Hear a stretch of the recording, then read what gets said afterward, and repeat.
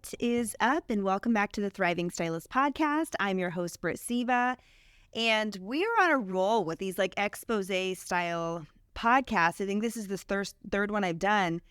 It's really interesting the direction that the industry is taking. So the reason I felt like it was important to do this episode is because there have been several mainstream media articles about basically the downfalls of hair salons in the last couple of years. The most recent one just came out. And I think it's really important that we as an industry are on the pulse of what consumers are saying about us. So I've always openly said, like, I don't spend a lot of time at like the hair shows or the big industry events because I'm trying to be involved in the marketing, the consumer behavior, and the economy literally on the ground. So if I'm going to go to an event, I want it to be based on like what's working in current marketing mainstream. I want to go and hear an economist speak about what they see in consumer behavior, right? So this is of that lens and that vein of like, we can stay in our little industry bubble and, you know, stay on Instagram and be influenced and talk to each other and hear each other. But when we like open our ears up to what the world is saying about us, the conversation is starting to become a little polarizing. And I think it's important to express on this podcast with the reach it has, the conversations that are happening at large about our industry. So let me tell you what sparked this episode. This is probably going to be a little bit of a long one. And when I started digging into the research of this episode, it actually took me down a little bit of a rabbit hole. And I encourage you to fall down the same hole and see where you land and see what comes up. So March 19th, 2024, I woke up to a message from a member of my team who said, "Oh my gosh, we're on Yahoo News."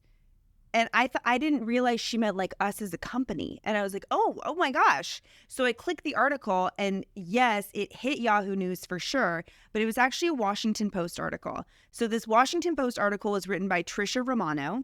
And the title of the article was "Your Hair Looks Gorgeous. It Costs What?" And this article went fairly viral.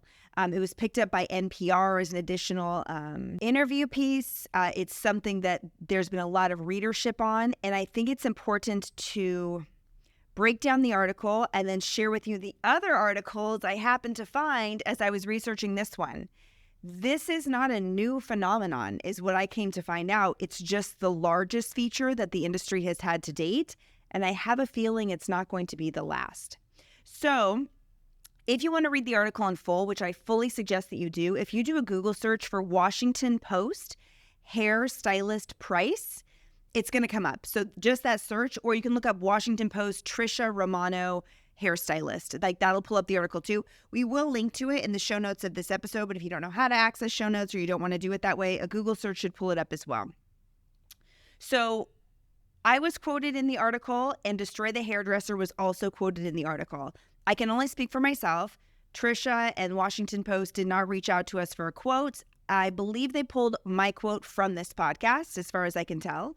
And then Destroy the Hairdresser, I'd imagine it was a similar adventure. Like they pulled quotes from their Instagram or their podcast. Maybe they reached out for a quote. I have no idea. But my experience is I was not approached. I was just blindly quoted. And this is how it hit my radar. Okay.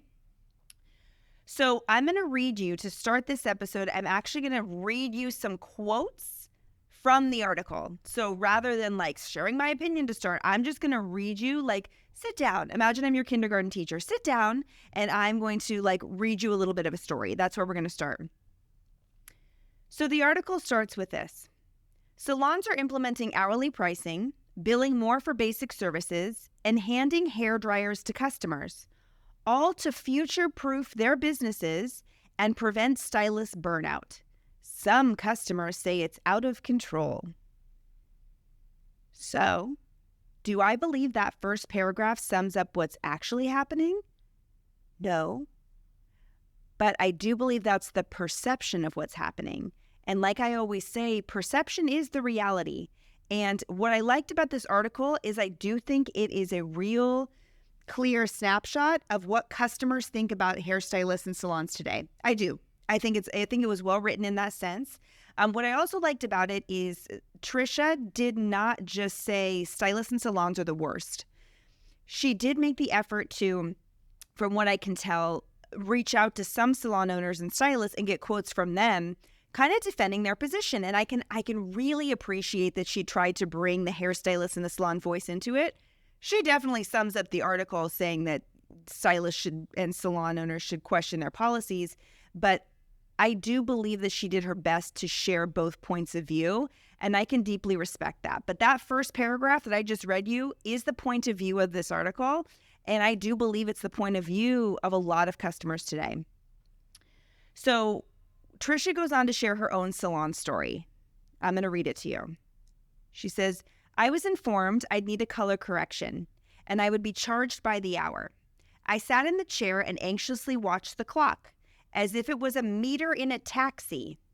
The stylist stripped the demi-permanent gloss with a special treatment, added highlights and lowlights, and gave me a haircut and blowout. I steeled myself for the bill, $398 including tip. The results were fine, though certainly not life-altering. So when we read that, few things came up to me.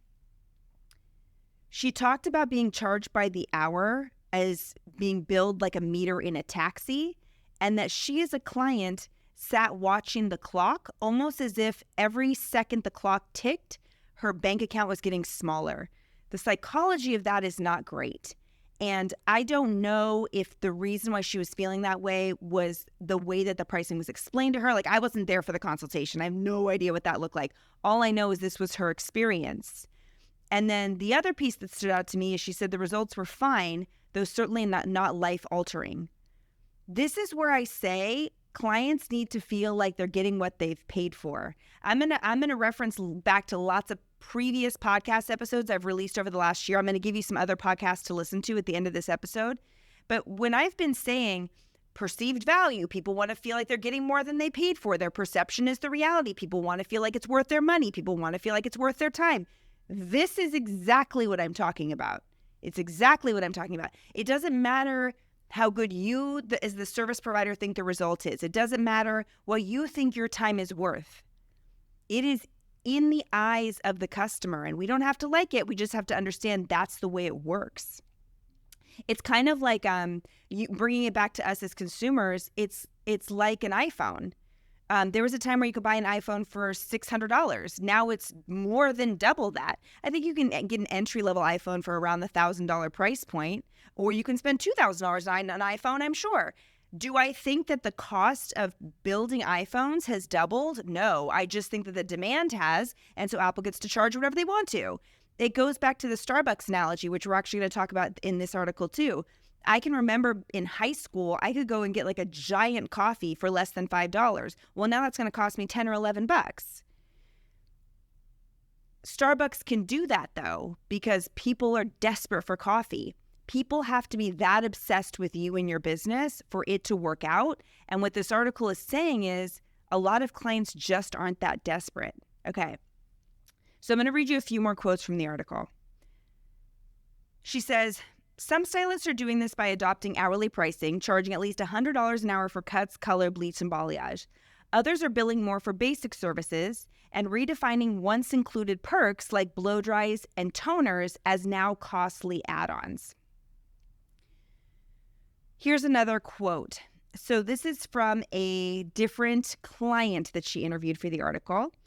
She says, I saw a stylist, she was fine, until she started charging by the minute. Did she mean by the hour? No, she said by the minute.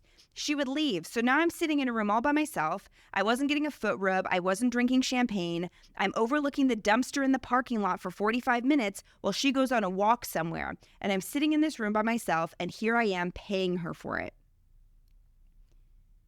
So much to unpack there. Again, this is the perception of the client with this pay structure that she was in. Do I think the stylist should have sat there and talked to her for 45 minutes? No. Do I think the stylist should have given her a foot rub? No. Do I think that someone should have been standing there pouring her a glass of champagne? No. All I'm saying is this is the perception of this client. And I don't think that we've just told two similar stories. I don't think these are the only people that feel this way. Now, I will say that several times in this article, TikTok is mentioned, and there's no doubt that depending on what your TikTok feeds looks like, you may have seen some of these viral posts. And when I say viral, I mean viral. viral posts from consumers, customers that are really coming down hard on the industry. So there are several of those TikToks that are shared as examples in the article. So if you haven't seen them, you can go look at the article. There's some that are referenced. So here's one example. This says, a woman who goes by the name Danny Baby Duh on TikTok posted about a recent experience at a New York City salon she'd been frequenting for 7 years. She got her color done, and after her shampoo, she said she was directed to a chair at the blow-dry station so she could finish the job herself. This was a first. She was even more surprised when she got the bill, $100 more than she'd previously paid. So she made a whole TikTok about how terrible this experience was. Thousands of comments. Now, I don't know what the laws are in New York. Technically, in California, a stylist cannot hand a client a blow dryer and suggest that they blow dry their own hair. That's a licensing infraction. Every state is different, right? So I don't know. Maybe that's totally legal in New York. If not, I'd be really scared that clients would make public TikToks like that about me and that it would get in the wrong hands. Like that puts your business on the line. That's scary for me. But the reason I think that this client really feels that way is lack of communication. And if you watch the TikTok, she was totally blindsided about the blow dry. And then she was led to believe that like she could have paid more for a blow dry. Okay. One of the things that I coach to in Thriving Stylist Method, Scaling Stylist Method, Thriving Leadership is charging for everything that happens in the salon. There was a very, very common place for stylists to inadvertently give away free blow dries with color. I don't think that was actually the intention. I think that the intention was like, well, of course you're going to get a blowout. I'm not going to let you leave the salon with wet hair. That was the intention. But what happened was pricing was wonky. And so usually when people join my program, one of the first things we do is called price balancing. It's not raising prices. It's not lowering prices. It's balancing them. And a very common thing is stylists not accounting for the time it takes to blow dry in the cost of their color. Now, I ran my pricing calculator with really high color pricing, like $600 root touch-ups. With my calculator, even if it's a $600 root touch-up, the blow dry after that root touch-up is not $100. Now, maybe this salon can pull that off, but based on this TikTok video, I don't know. And I think it begs the question of like, are people perceiving in the value in what you offer? Like, does that feel like a $100 blowout? The other thing is too, I would never be telling a client that a blowout is optional or a blowout's an additional $100. I think that's also a positioning error. Like, I'm dissecting some of these challenges, but what I need you to understand is like, these are the conversations clients are having online about us. So then stylists and salons got a chance to either speak or be spoken about, and I don't exactly know how these quotes got pulled. Like I said, I wasn't asked to give a quote, but one was pulled for me, so I don't know if it's the same for these salon owners or not, but I want to share what was said. So here's a quote from the article. At the Rosewood Salon, located in Arlington, Virginia, customers can choose from stylists who charge $100 to $150 an hour. If they opt to see the big boss, owner Kat Scott, the hourly rate goes up to $250. Scott specializes in extensions and color and decided to define her skill set shortly after she opened her salon in 2020. We're going to talk about that. 2020 was a pivotal time for our industry, and we're going to talk about it. The article goes on to say, at the places she had previously worked, quote, this is what Kat said, "You did all the services for everybody. You couldn't say no to anybody, and it was just work, work, work, work, work. Hustle, hustle, hustle," Scott said. So essentially, she chose to shift to a model where she felt like it created life balance for her, okay? Now, another salon owner, Jane Matthews, who is the co-owner of Ito Salon, which is in my backyard, San Francisco and Oakland, was quoted as well. So here's the quote about Jane. Jane Matthews developed sensitivity to the chemicals in hair dyes a few years ago. She stopped doing color and began specializing in razor cuts. The co-owner of the salon, who counts Molly Ringwald and Zoe Deschanel as clients, has since become Instagram famous for her unique take on retro shags and French bobs and charges a flat rate, $300 for any haircut in her salon and $500 when she's traveling. She also does many free cuts to post on her Instagram. You know, interesting. I'm not sure. I'm trying to understand what the angle for sharing Jane's pricing model was. I think it's I think it's great. I mean, I think it's the price point that Jane now demands based on her experience, based on the demand of people wanting to work with her. But I couldn't quite understand where the article was positioning her. I'm hoping it was trying to celebrate, because I really do agree with her price point. The piece that was interesting to me is that they felt it was important to note she also does many free cuts to post on her Instagram. I'm not sure what the point of including that in the article was. Like, you can get a free haircut as long as you allow her to share you on Instagram. I don't know. I just don't know where she was going with that. Or maybe like Jane's method of doing business is she wants to do a community give back, and some people are given free haircuts because she's somebody who's very much like a passionate creative artist in the way that she does hair, and maybe she just does it to support her community, but that wasn't mentioned. So I don't know, it was just an interesting byline. Like, I almost wish they had elaborated on that a little more, but they didn't, and I didn't write the article, so it's neither here nor there. Then the article goes on to say she uses the analogy of a Starbucks coffee when it comes to the pricing of haircuts. Used to be $3.50 to buy a Starbucks, now it's $6.50, but in that time haircut prices hadn't been doubling. That sentence, I think, is what clients are glomming onto.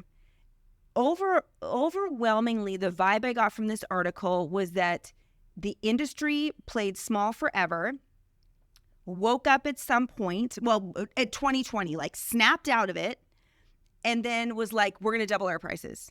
I just feel like that's very much the point of view of this article. I don't think that's what the industry did as a whole. I do think some people did that. And when you do a price increase or a structure shift or a positioning shift that is not warranted, that your market's not ready for, where the perceived value doesn't match the price that's being charged, this kind of backlash is what comes of it. And now we are in it. Then they start getting into social media. So I want to talk about that piece for a second. So let's shift to the social media chatter that came up in this article. It says, recent social media posts from stylists noting that salons aren't as busy as they used to be have been met with clapbacks from the general public, who say that hair has just become too expensive. In fact, that's what prompted Danny, the woman who was left to blow dry her own hair, to post on TikTok. Seeing on my For You page hairstylists lamenting that people aren't coming in at the rate they once were, it's hard for me to empathize, because the prices are going up, but the experience of luxury doesn't feel luxurious. I'm going to read that last part one more time. Hairstylists are lamenting that people aren't coming in at the rate they once were. It's hard for me to empathize because the prices are going up, but the experience of luxury doesn't feel luxurious. Very clearly, and I will tell you, this TikTok, I think that the way that this TikTok specifically was done, I think this client did it really well. Like, she didn't look irate. She kind of just stated the facts. And I think this point is valid. Like, if you feel like you're paying a luxury price point and then you're handed a blow dryer, that doesn't feel like a luxury experience. Like, A plus B doesn't equal C on this one. I kind of get it. I get where she's coming from. Like, if you're going to raise your prices, and I coach to this in Thrivers, your perceived value is going to have to elevate too. You can't just say cost of goods went up, it's another $10, so there. It does not work in the mind of a consumer. We're not a grocery store. Like, we can't pull that off the way that a lot of other businesses can. We simply cannot. We are a service relationship-based business, and we really have to keep that front of mind. So this article does talk about the tidal wave of business that I've always spoken about that came on the heels of 2020. We lost 10% of our industry thanks to the pandemic. And I don't mean thank you, pandemic. I mean, that sucked. That was terrible. Losing 10% of an industry is massive, and that's what we lost, just right around 10%. You're talking over 100,000 people walked away. That led to a tidal wave of clients looking for new stylists. I talked about that very openly on the podcast in 2020 and 2021. Go back and listen. I talk about it over and over and over. I say, this is a client surplus. We're being artificially inflated. This demand won't last forever. Don't make permanent decisions to temporary problems. I talked about it a lot. I also said this is the fastest, easiest time to build and grow a clientele. Don't let it go to waste. That was 3 years ago. So some people navigated that time really, really beautifully in this clientele surplus when demand was high.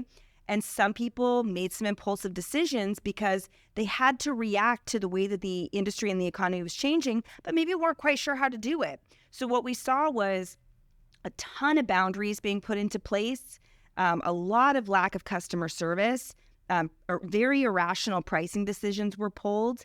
And I think that we as an industry got a little overly confident. I might even say cocky, like a little bit, like the ego took center stage in a way where before it was like humility and connection, we lost it a little bit. And here's the thing, that's coming from me who has said for over a decade now, stylists should make great money. We do deserve to be well respected. We should see our businesses as businesses. Profit does count. It's cool to talk about money around here. I think you should make a killing.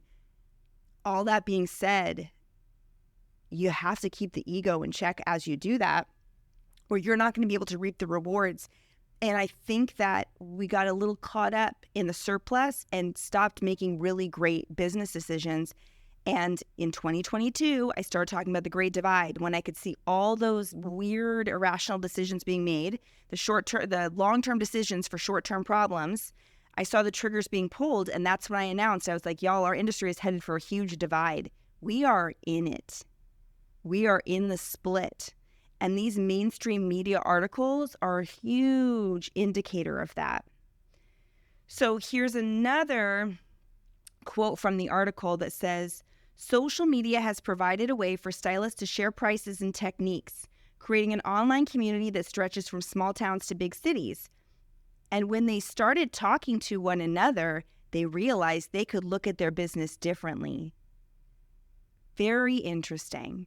So I've openly said that one of the things that makes our industry either weird or special or unique, depending on how you want to look at it, is that we are very interconnected. It's odd that we connect with hundreds of other people who work like us on Instagram. If you look at like a plumber's Instagram, that plumber is not following 100 fellow plumbers, right? But for us as stylists, we're following 25, 50, 100 other stylists and educators. And like, this is a very intra-networked industry in a way that truly most industries are not.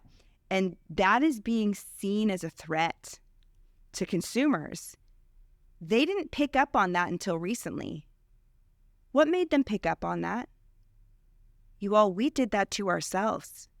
Think of all the videos that were coming up in 2021, 2022, even into 2023, making fun of clients, red flag posts, and then they could watch us commenting. They had their favorite stylist, maybe somebody they had wanted to go see for years, make this red flag client post, and then see thousands of other stylists comment on it.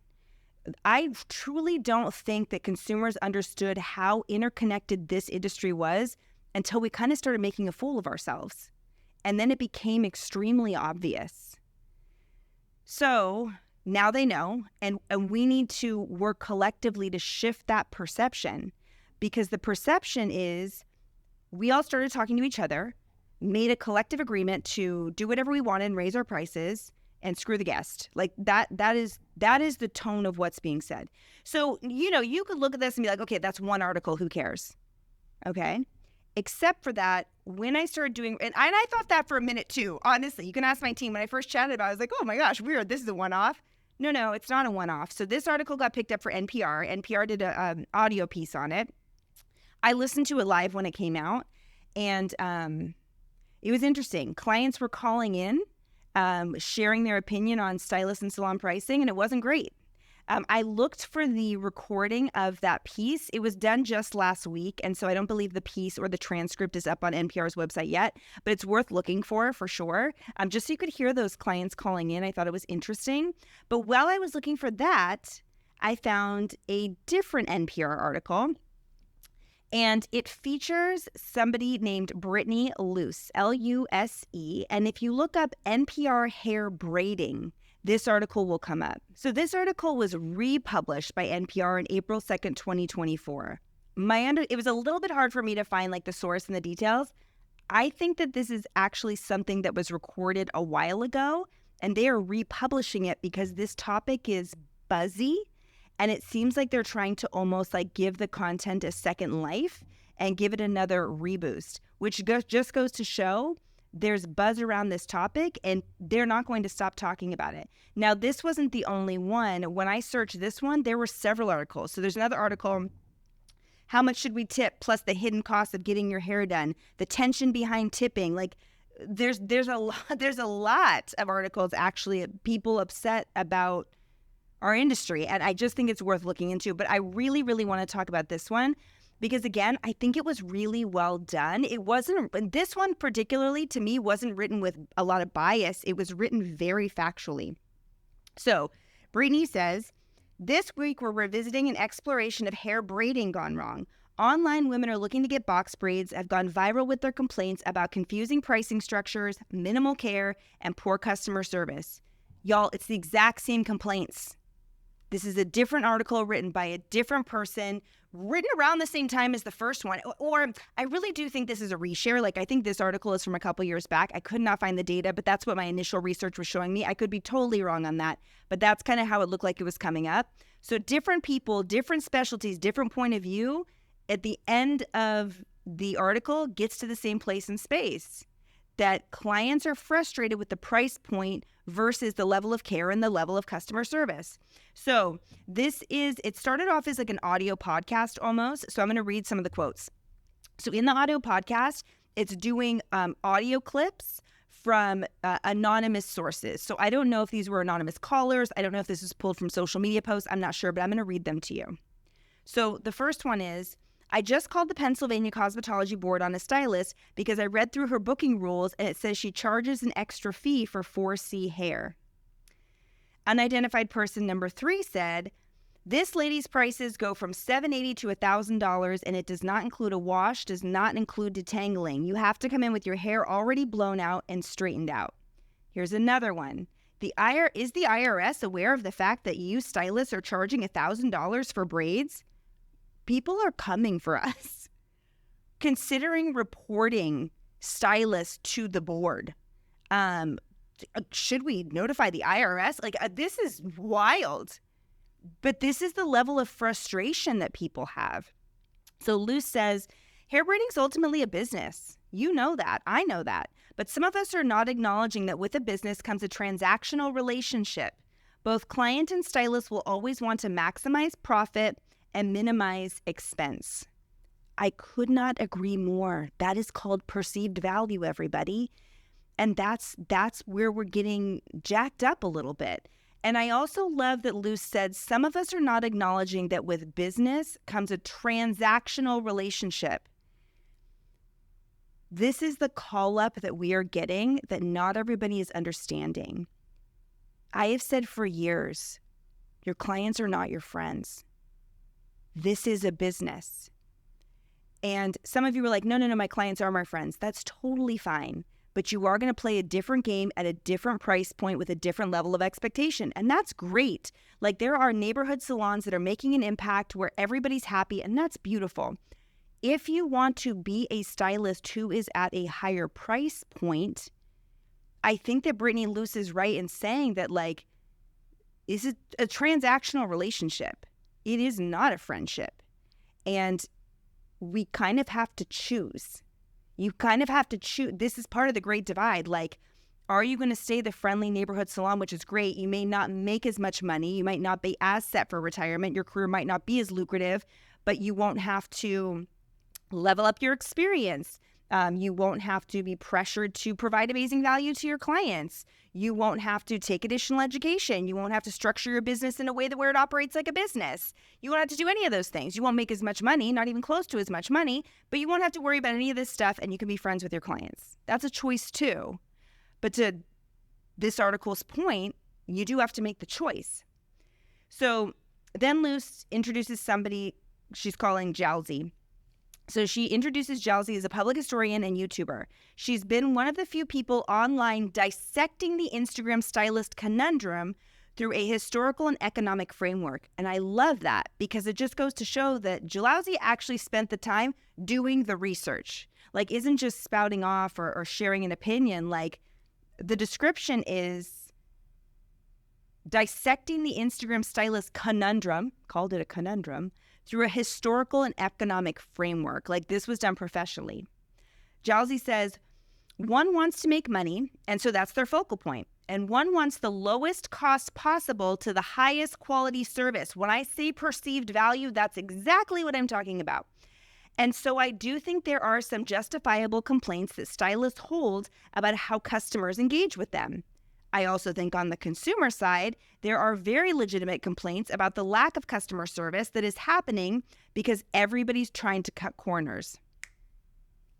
Perfectly said. Perfectly said.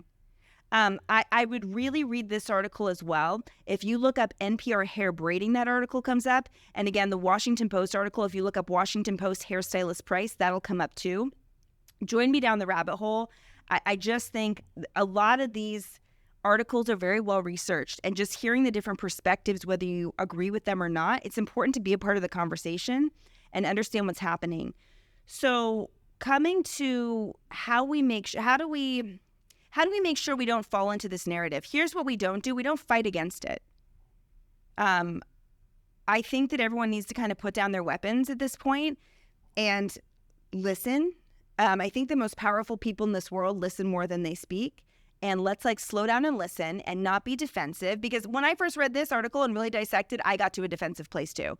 And then I took a step back and said, but there has to be truth in this. There has to be some truth in this. And what can we do to change this perception? Where can we be held accountable? And how can we change the narrative? And I think that's the best thing we can do is prove them wrong. You know what I mean? So a few things I would suggest. One, choose your pricing model based on your target market clientele. So there are three main primary pricing methods in the industry today: a la carte, hourly, session-based, and then there's a hybrid model as well. I've got a podcast where I talk about those, and I'll reference it in a minute. I want you to choose your model based on your target market clientele. Not based on what's trendy, not based on what feels cool, not based on what you saw in a class that one time, based on what the salon down the street does, not based on a trend, based on your target market clientele. Now, in Thriving Stylist Method, we coach to all of those pricing methods. Why do I coach to all of them? Because none of them are one size fits all, but all of them do serve a market. And so we unpack and talk about it. Choose the one that makes the most sense for you and your business. Instantly, it's going to push against some of that resistance. 2, don't make desperate posts on social media. You're fueling the fire. I want to go back and share that quote again. This was Danny. Remember, she said, seeing on my For You page, hairstylists lamenting that people aren't coming in at the rate they once were. It's hard for me to empathize because the prices are going up, but the experience of luxury doesn't feel luxurious. Let me tell you what desperate looks like. When you make posts talking about compromising on pricing, when you make posts about all the openings you have, when we share posts, I know we're trying to connect socially. Believe me when I say I understand, but do it in a private community. When we share open posts on social media that say things like, I have a lot less extension requests. How about you? It's like giving fuel to the narrative. If you want to fuel the narrative, I'll let that be your choice. For me, I would prefer that I tend to think that let's imagine that Apple is having an issue with their iPhone. I don't think they go on X or Instagram and say, is anybody else having problems with their iPhone? I think they talk about it behind closed doors. That's what smart business does. If a dentist is having issues with one of the tools he's using, I don't think he asks his clients, the last time I did your fillings, did it hurt too much? I think he talks about behind closed doors. I think that we need to be smart and have these conversations in a professional setting instead of airing our dirty laundry on social media. I personally have never coached to sharing pricing information on social media, price increases, cancellation policies, openings that are unexpected, never, ever, and certainly not now. So I think we need to take a giant step back from that. That would be my suggestion too. There was one more quote about social media also that I think is important to say. This comes from the Washington Post article. Social media may be playing a part in fueling the price hikes. There's a genre of TikToks and Instagram Reels showing extravagant hair transformations purportedly costing thousands of dollars, seemingly designed to get clicks and generate outrage. So basically trying to go viral is what this is insinuating. I call it a scam, says Brace of those videos, adding that in many cases, the clients are not even really paying for the service. It's the brands that want to be featured that are underwriting some of this content. They basically are paying them for product placement, she says. I can tell you, I've been to a ton of salons and people are not coming in and paying $1,500. It's just not a thing. Well, I know for a fact that clients are paying $1,500 to get their hair done, but it doesn't matter what I know to be a fact. All that matters is the perception. And I don't think that whoever braces is the only person who believes her statement to be true.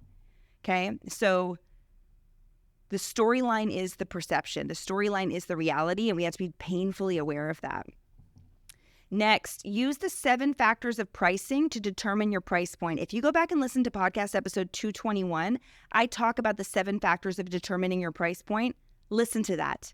I have calculators available in Thriving Stylist Method that come totally for free. If you want access, we have a professionally engineered dynamic pricing calculator that literally balances all those things for you and tells you how to be positioned in your market, whether you want to be hourly, a la carte, or session-based. And we help you choose which method is right for you. Don't just raise your prices because cost of goods goes up. Don't just raise your prices because the person down the street did it. Don't just raise your prices because it's January 1st. Don't just raise your prices because your rent is more expensive. Don't just raise your prices because now you're in a suite and everything's higher. You can't. You can't. You fall into this trap. I don't think you should take a profit loss as your business changes, but I do think you have to do these things in a strategic way, okay? So use those 7 factors. Don't just go pulling triggers. Always increase your perceived value is point number 4. This article went so in hard on experience, on luxury prices with a non-luxury service, on not getting what you're paying for. All of that comes down to perceived value. And let me tell you, everybody, there's not as much perceived value as there used to be in drinking a beer while you get your hair cut. Like, we used to lean in heavy to like, oh, I offer snacks. Oh, I have wine. Oh, I've got custom music and playlists. Like, I don't think that that's what clients today are looking for. I don't think they're looking for icing on the cake. I think they want a really good cake recipe. And I think we're trying to throw like glitter sprinkles at them when they're saying, can you use a higher quality flour? Thanks. I think that we're tackling the wrong components. So episode 99 is called Perceived Value and Charging Your Worth. Listen to that if you haven't already done so. Also, episode 270, Pricing for the Market Shifts as a Hairstylist, is a really great listen as well. I'd suggest you go back and listen also. But if I can suggest one thing, literally listen to these 2 or read these 2 articles that I just mentioned and form an opinion about them. Have a conversation about them. I'm okay if you get angry about them for a minute, but then I want you to choose to be a part of the constructive narrative. Choose to take accountability where you probably should, if you should. I don't know what your business looks like, but consider owning the pieces where you may have gotten a little caught up. Consider asking yourself, like, has my ego been making any choices? Consider asking yourself, like, could my clients be feeling any type of way? Ask yourself, where could your communication improve? If you need any help or support, I'm always here to guide your way. And as I always like to say, so much love, happy business building, and I'll see you on the next one.